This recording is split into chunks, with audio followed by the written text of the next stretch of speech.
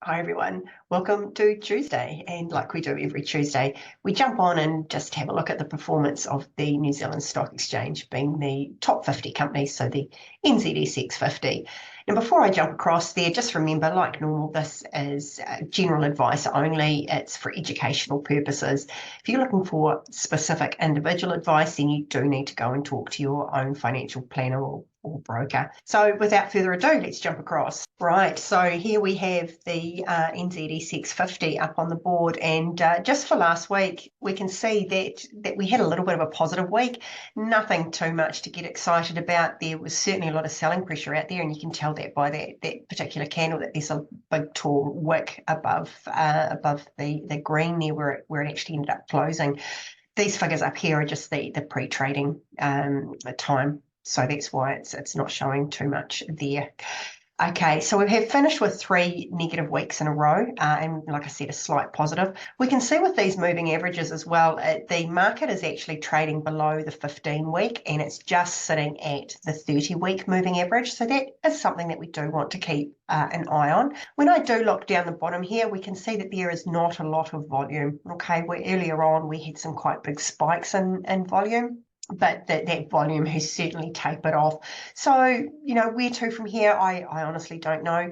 I just like to keep an eye on the performance, because then it does give me an idea as to what I should be doing. So for me at the moment, what I'm seeing on this chart is that there's not really a lot to get excited about. Hey, it could be just that it's pulling back to these moving averages and it could run again, or it could carry on the other way. That I know is hedging my bets. However, for me, I just want to make sure before I look to open any new trades that this market is trading above both of those moving averages, because then that usually gives an idea as to the trend of what is actually happening.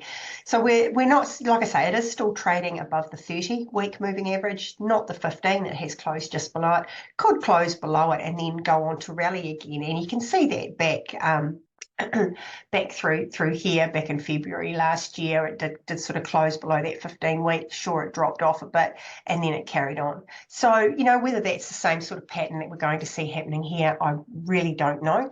Only time will certainly tell us that.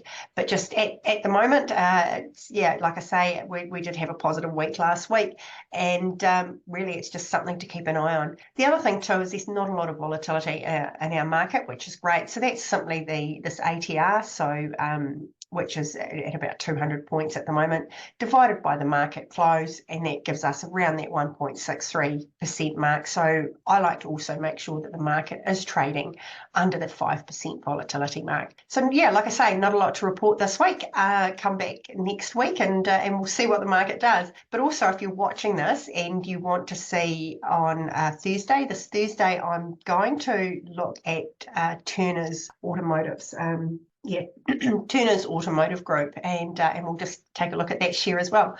So until then, have a great week, and we'll catch you again on Thursday. Thanks very much.